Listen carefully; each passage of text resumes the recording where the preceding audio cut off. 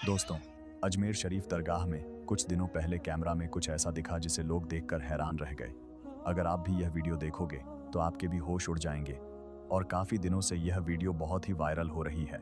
आखिर इसके पीछे की हकीकत क्या है? इनफैक्ट जब अजमेर दरगाह के खादिम लोग यानी मुजावर लोग जब उन्होंने सीसीटीवी फुटेज चेक किया तो वह लोग भी हैरान रह गए। आखिर क्या था उस फुटेज में? इसीलिए मेरे प्यारे दोस्तों, इस वीडियो को आखिर तक जरूर देखना। तो मेरे प्यारे दोस्तों, यह सीसीटीवी वीडियो दिखाने से पहले आपके नॉलेज में थोड़ा सा इजाफा कर देते हैं कि अजमेर दरगाह का इतिहास क्या है। क्या अजमेर में कोई मंदिर हुआ करता था? तो चलिए दोस्तों, वीडियो को लाइक करते हुए अब इस सफर को शुरू करते हैं। यह है भारत देश का एक मशहूर और ऐतिहासिक शहर अजमेर, लेकिन इसको अजमेर कम और अजमेर शरीफ के नाम से ज्यादा जाना जाता है, क्योंकि यही वह जगह है जहां पर भारत के सबसे बड़े सूफी बुजुर्ग यानी हजरत ख्वाजा मोइनुद्दीन चिश्ती रहमतुल्लाह ताला अलैह की दरगाह मौजूद है। इस दरगाह का इतिहास 200 या 400 या 600 साल नहीं बल्कि लगभग 800 साल पुराना है। और ख़ास बात यह है कि इस दरगाह से जिस तरह से हमेशा से मुसलमान जुड़े हुए हैं, बेशुमार मुसलमान इससे अकीदत रखते हैं, बिल्कुल वैसे ही हिंदुओं या फिर बाकी धर्मों की भी एक बड़ी आबादी इस दरगाह से जुड़ी हुई है और इसमें अपनी आस्था रखती है। और आज भी अगर आप लोग इस शहर के अंदर जाएंगे, इस दरगाह पर जाएंगे, तो देखेंगे कि जितनी तादाद में यहाँ पर मुसलमान होंगे, शायद उतनी ही तादाद में हिंदू या फिर बाकी धर्मों के लोग नजर आएंगे। अजमेर में मौजूद इस दरगाह की अहमियत कितनी है, इस चीज का अंदाजा इस बात से लगाया जा सकता है कि इतिहास में पाए जाने वाले बड़े बड़े राजा, महाराजाओं, बादशाहों और सुल्तानों को तो छोड़ ही दीजिए। आज के दौर में भी भारत के अंदर सरकार चाहे कांग्रेस की हो या फिर बीजेपी की हो, देश के बड़े बड़े मिनिस्टर्स यहाँ पर अपनी चादर वगैरह जरूर भेजते हैं। इसी साल ही मतलब 2026 के जनवरी के महीने में मौजूदा प्रधानमंत्री नरेंद्र मोदी ने भी यहाँ पर चढ़ाने के लिए एक चादर पेश की थी। अब अगर कुछ इंटरेस्टिंग हिस्टोरिकल फैक्ट्स पर नजर डालें तो भारत के इतिहास के एक बहुत ताकतवर और मशहूर मुगल बादशाह मतलब के अकबर से जुड़ी हुई एक बहुत ताकतवर, बड़ी जबरदस्त चीज मिलती है। किताबों में लिखा हुआ है कि जलालुद्दीन मोहम्मद अकबर के, जिनका भारत पर राज चला करता था, वैसे तो उनके पास सब कुछ था, लेकिन उनको एक ही चीज का अफसोस रहता था और वह था औलाद ना होने का। उनको 2 बेटे हुए भी थे जिनका नाम उन्होंने हसन और हुसैन रखा था, लेकिन उनकी एक ही महीने के अंदर मौत हो गई थी। अब्बू फजल की मशहूर किताब आईना अकबरी के मुताबिक एक बार अकबर को कहीं से यह खबर मिली कि अजमेर के अंदर एक मशहूर और बड़े सूफी बुजुर्ग यानी कि ख्वाजा मोइनुद्दीन चिश्ती रहमतुल्लाह ताला अलैह की दरगाह है। वहां पर जो भी मन्नत मांगी जाती है वह पूरी हो जाती है। इसीलिए अब अकबर ने भी यह मन्नत मांगी, अगर उसको एक बेटा पैदा होता है तो वह इस दरगाह पर हाजिरी लगाने आएगा, वह भी पैदल चलकर। दोस्तों, यहाँ बेटे पाने की चाहत थी कि जिसने अकबर को उस दौर के एक और मशहूर सूफी बुजुर्ग से मिलने के लिए मजबूर किया। यह मशहूर सूफी बुजुर्ग आगरा के शेख सलीम चिश्ती थे, जिनका ताल्लुक भी इसी चिश्ती सिलसिले से था। बादशाह अकबर पहली मुलाकात में ही शेख सलीम चिश्ती से इतने ज्यादा इंस्पायर हो गए कि अब मानो वह बार बार उनसे मिलने के लिए आते रहते थे। माना जाता है कि एक बार अकबर ने शेख सलीम चिश्ती से पूछा कि मुझको कितने बेटे होंगे। शेख सलीम ने जवाब दिया कि 3 बेटे होंगे, और बिल्कुल हुए भी, क्योंकि कुछ सालों के बाद ही अब अकबर का पहला बेटा पैदा हो चुका था। शेख सलीम चिश्ती की निस्बत से ही अकबर बादशाह ने अपने इस पहले बेटे का नाम सलीम रखा, और यही वह सलीम था कि जो आगे जाकर बादशाह जहांगीर के नाम से जाना गया। प्यारे दोस्तों, एक बार बादशाह अकबर ने अपने सूफी बुजुर्ग यानी कि शेख सलीम चिश्ती से पूछा कि आप कितने वक्त और इस दुनिया में हमारे साथ जिंदा रहेंगे।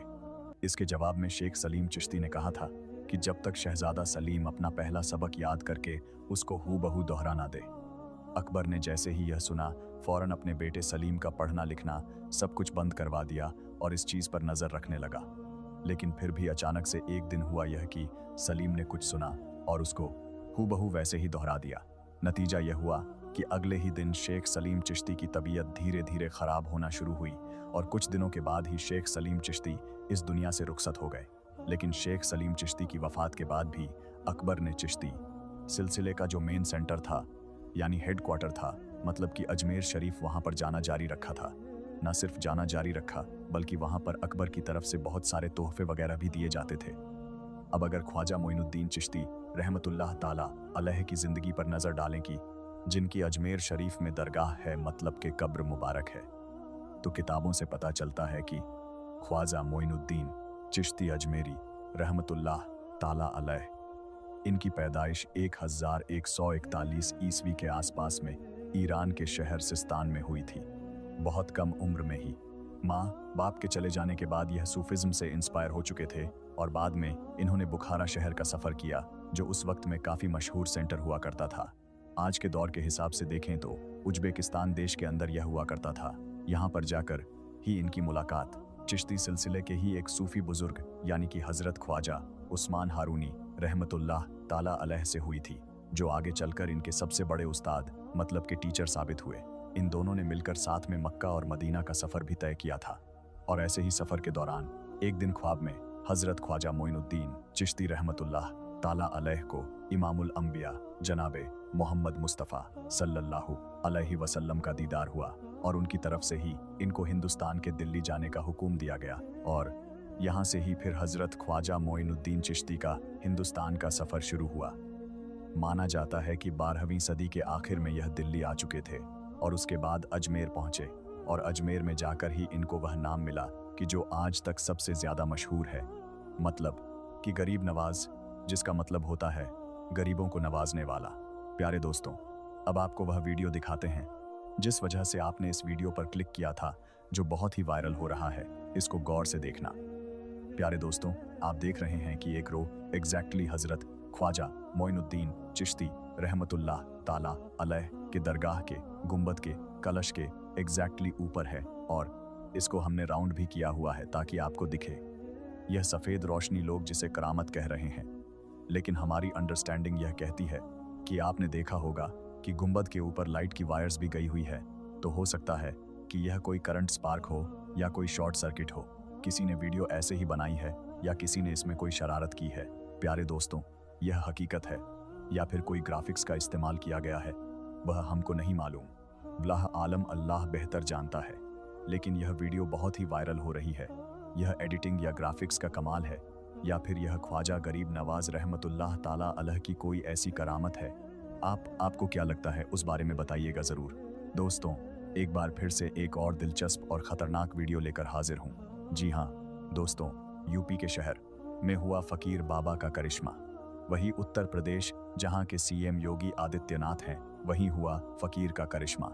दोस्तों, आज एक और नायाब वीडियो आपके लिए लेकर आए हैं जिसको सुनकर यकीनन आप मचल जाएंगे। और ये वीडियो कहाँ से आ रही है ये भी आपको बताएंगे। और ये फ़कीर बाबा कौन है, क्या करिश्मा हुआ, मुकम्मल इन्फॉर्मेशन आज आपको देने वाले हैं। तो दोस्तों, जल्दी से वीडियो को एक प्यारा सा लाइक कर दें और चैनल को भी सब्सक्राइब कर दीजिए और बेल के बटन को भी ऑन कर दीजिए ताकि आने वाला हर वीडियो सबसे पहले आप तक पहुंच सके। दोस्तों, उत्तर प्रदेश जहां के सीएम योगी आदित्यनाथ हैं, उसी यूपी में एक फ़कीर रहा करता था। दोस्तों, किसी शहर में वो फ़कीर बाबा एक रेस्टोरेंट, एक होटल के सामने रहते थे और होटल के सामने रहकर वो लोगों से पैसा वगैरह मांगा करते थे। और फिर दोस्तों, ऐसा भी होता कि फ़कीर बाबा रेस्टोरेंट के सामने बैठे रहते और बैठने के बाद खाने पीने को जब नहीं मिलता तो रब की बारगाह में वो दुआ करने लगते कि या अल्लाह, तू इस होटल में इतनी भीड़ कर दे, इतनी भीड़ कर दे कि इसी भीड़ के अंदर मैं भी घुस जाऊं और घुसने के बाद खाना वाना खाकर भीड़ के आड़ में मैं यहाँ से निकल जाऊं। बहरहाल दोस्तों, फ़कीर की दुआ है, मजलूम की दुआ है और अल्लाह रब्बुल आलमीन कब किसकी सुन ले कोई बता नहीं सकता। बहरहाल वो फ़कीर, वो मांगने वाला, उस रेस्टोरेंट के सामने बैठकर दुआएं करता और जब दुआ करता तो ना जाने कहाँ से बहुत ज़्यादा भीड़ आ जाती, बहुत ज़्यादा रश हो जाता उस रेस्टोरेंट के अंदर। और उसी भीड़ में ये भी जो फ़कीर थे वो भी रेस्टोरेंट के अंदर चले जाते, खाना खाते और भीड़ की आड़ में ये निकल कर वहाँ से 9 2 11 हो जाते। इसी तरीके का मामूल चलता रहा। कुछ दिन इस तरीके से गुजर गए तो रेस्टोरेंट का एक जो वर्कर था, एक जो वेटर था, उसने इस चीज़ को देखा कि फ़लाँ जो फ़कीर है, मांगने वाला है, जो भीड़ की आड़ में अंदर घुसता है रेस्टोरेंट में और रेस्टोरेंट में खाना खाने के बाद बगैर पैसा दिए ही वहाँ से निकल कर चला जाता। जब उसने कुछ दिन इस चीज़ को नोटिस कर लिया कि इसकी ये आदत हो गई है कि ये आता है भीड़ में और भीड़ में ही खाना वाना खाकर ये चला जाता है, पैसा भी नहीं देता है, उसने इस बात को रेस्टोरेंट के जो मालिक था, मैनेजर था, उसको कह दिया कि हमने एक फ़कीर को देखा है जो रेस्टोरेंट के बाहर में ही बैठा रहता है। जब रेस्टोरेंट में भीड़ ज़्यादा बढ़ जाती है तो उसी दरमियान वो भी रेस्टोरेंट के अंदर आता है और आने के बाद वो खाना खाकर चला जाता है। तो आप ऐसा करें कि अगली बार वो आए तो उसको पकड़े और उसको पकड़कर सारा पैसा वसूल करें। रेस्टोरेंट का जो मालिक था उसने कहा कि अच्छा ठीक है, आने वाले वक्त में हम इसका ख्याल रखेंगे और उसको बताएंगे कि क्यों ऐसा करता है। बहरहाल मालिक ने उस रेस्टोरेंट के वेटर को ये बात कहा दी और वेटर चला जाता है। इधर दोस्तों दूसरे दिन फिर उसी तरीके से वो फकीर दुआ करता है कि अल्लाह भीड़ हो जाए और मेरे दाना पानी का इंतजाम हो जाए।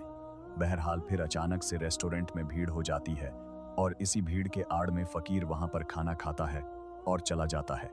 लेकिन रेस्टोरेंट का मालिक कुछ भी उसको नहीं कहता है। फिर यही मामला चलता रहता है। सप्ताह बीत जाते हैं, महीना बीत जाते हैं, लेकिन मालिक उस फकीर को कुछ नहीं कहता है।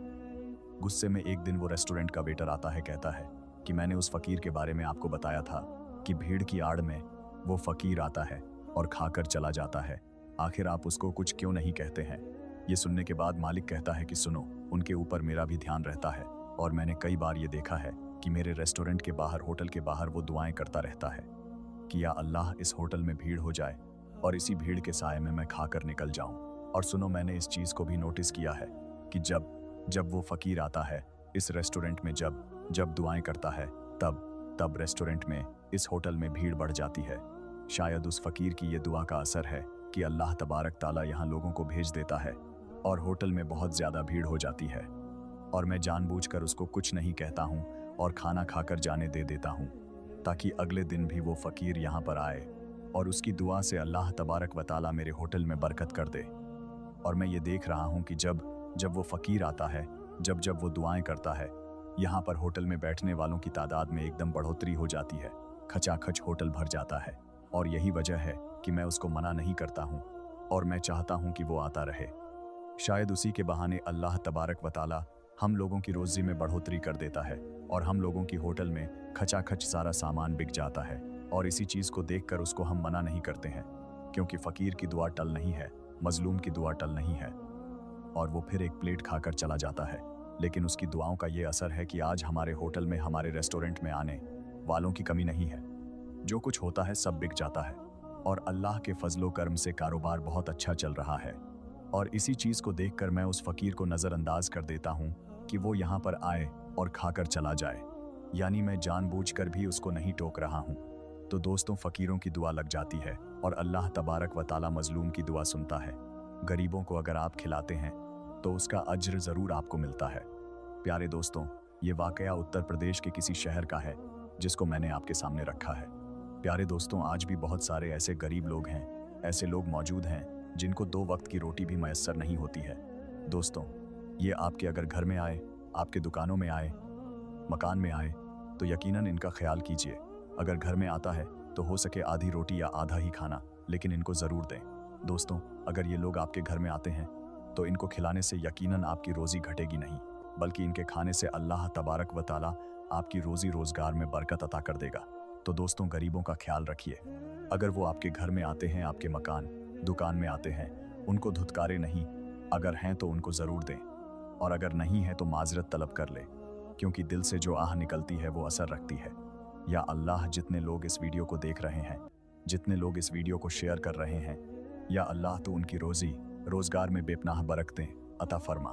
या अल्लाह तू उनके खाने में बेपनाह बरकतें अता फरमा। या अल्लाह तू उन्हें जायज़ रिज़्क़ कमाने की तौफीक अता फरमा। आज की इस वीडियो में बस इतना ही। मिलेंगे अगली वीडियो में। अल्लाह हाफिज।